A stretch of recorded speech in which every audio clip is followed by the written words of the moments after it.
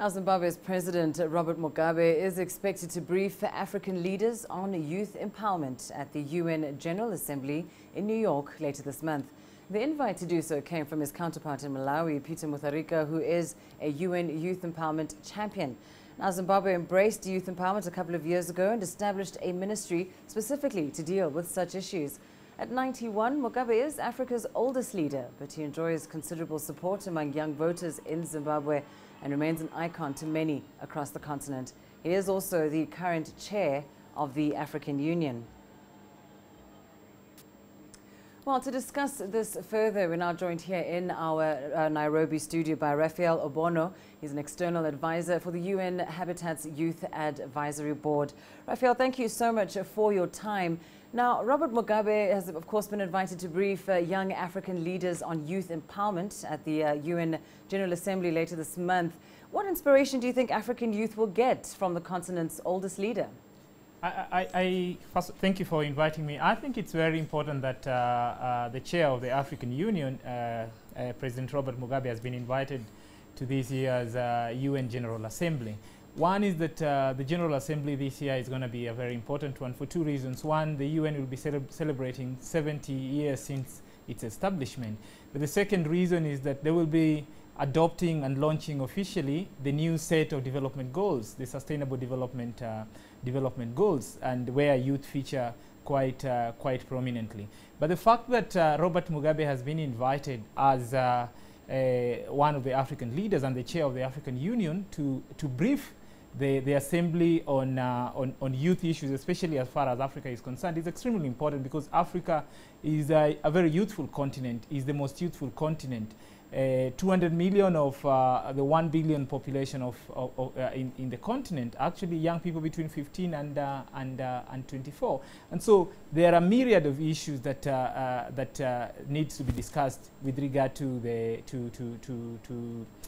youth in Africa. So I think it's an important platform, but I think we must go beyond just mentioning statistics and talking about youth in terms of numbers. We should hear more about tangible programs and projects that are trying to put up in Africa to support African youth. It should go beyond just talking about youth, but also bringing rallying support for youth development in the continent. Well, let's take this conversation a little further. We now invite Mohamed Farid to join us from our Cairo studio. He's the head of the youth wing in the Free Egyptians political party. Mohamed, we've just been talking, of course, about the importance of investing in Africa's youth, being a continent made up of so many young people. From your experience, what do you think is the value in pushing or encouraging young people to take on influential positions, whether in politics or civil society or wherever it is that they may make an influence on their communities? Well, as you know, the youth everywhere are the key influential power in every and each society. So when it comes to a nation like Egypt, where there's 2/3 of the population are youth, about under 40, and in Africa as general, where you have all these young people, there must be some sort of involvement in the political sphere, in order to be able to reassure that the legislations, that the policies that being issued to be matching and meeting the needs of the youth. That's why it's very important for people to get involved, starting by getting to the polling stations, and to move on and take part in the civil society, in the political parties, in order to be able to reassure that whatever that their problems are, to find alternatives and solutions for them, to be able to issue legislations that meet the needs, to be sure that the policies that being crafted that serve the purpose of helping them and making more development for these youth and their countries. Right, Raphael, let's return to you for a moment there and take that situation and see how it kind of plays into the Kenyan circumstances. Now, just looking at the opportunities for or the platforms that are available to young people in Kenya to engage in politics or in other areas of influence, do you think young people are able to maximize the opportunity presented through these various platforms? I mean, there's quite a bit of initiative from various African governments and Kenyan government in particular on the realization that youth are important, but youth are also facing serious challenges that pose a threat to our political stability, economic development, and social cohesion. For that reason, then, youth are given some attention. Young people are also taking advantage of some of these initiatives, be it the youth fund that has been established by the government, be it Uwezo Fund, or be it some of the funds that have been created.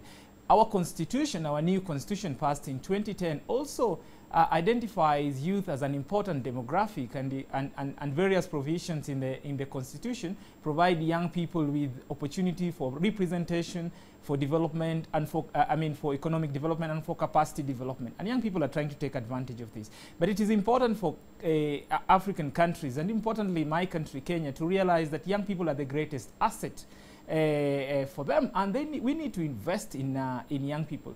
As we continue to exclude young people from decision making and from development, we are excluding ourselves, and we've seen that if you exclude them from decision making, then there's no ownership. If you exclude them from development, then that again causes political instability, and it affects social cohesion, like I already mentioned. So it is very important to make sure that young people are integrated in decision making and in development. There should be mobilization with emancipation. Right. Well, of course, we can't talk about empowerment without mentioning economic empowerment. Now, Mohamed, looking at the situation, particularly in Egypt, what are some of the key challenges facing young people in the country as they seek economic empowerment? Well, of course, one of the major issues that concern the young people here in Egypt is the economic empowerment. As you may know, that there is about 40% of the Egyptian economy is so-called informal economy, and the majority of these people working in the informal economy are youth. On the other hand, also we have like 13%, it's 12% of unemployment. Majority of it are youth. So what we need to do regarding this issue is to be able to liberate the market more, to ease up the regulations, to sort out the huge bureaucracy that prevent the people from getting access to the markets. The young people have the personal initiative. They go and they'd like to work, and they do have the qualification. But the major problem is the huge bureaucracy and the huge arsenal of regulations there.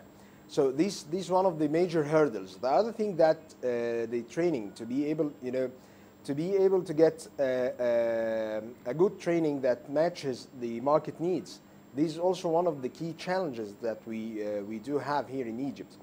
And finally, the financing for the small and medium-sized enterprises is one of the major problems the youth find here in Egypt. In our perspective as the Free Egyptians Party, we do work on some policy set to be able to resolve these problems.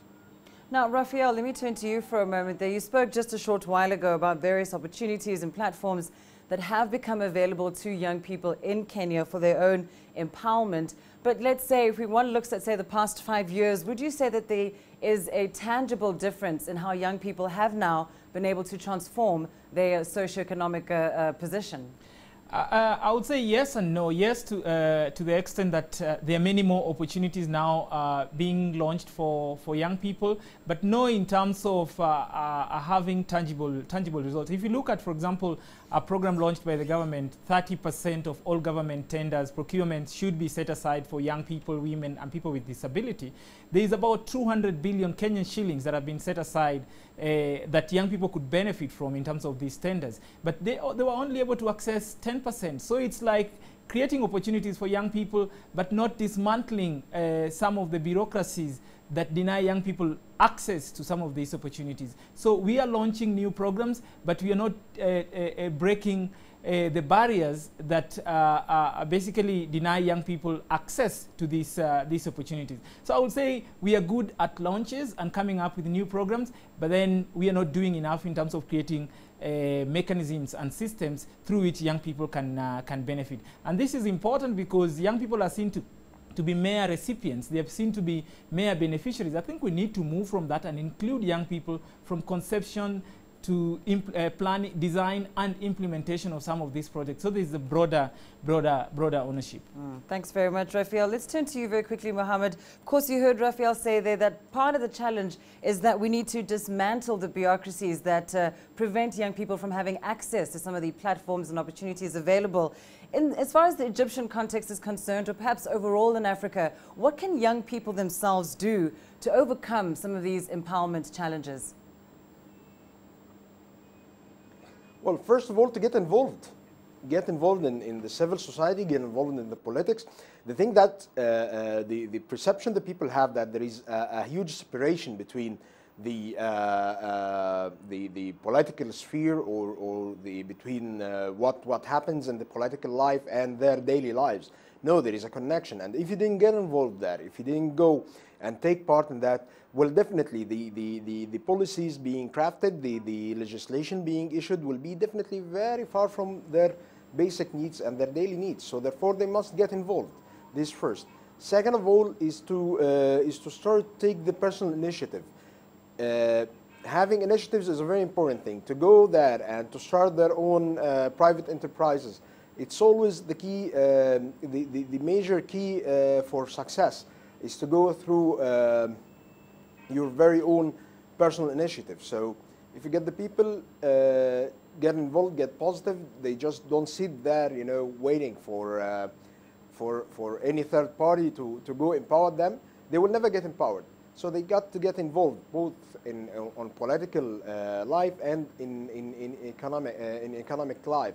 They got to go and start their own small and medium-sized enterprises. It's always the key success for that. Right, we'll have to leave it there with our discussion on Africa Youth Empowerment. Thank you very much to both of my guests there, Raphael Obonyo here in our Nairobi studio and Mohamed Farid joining us from Cairo.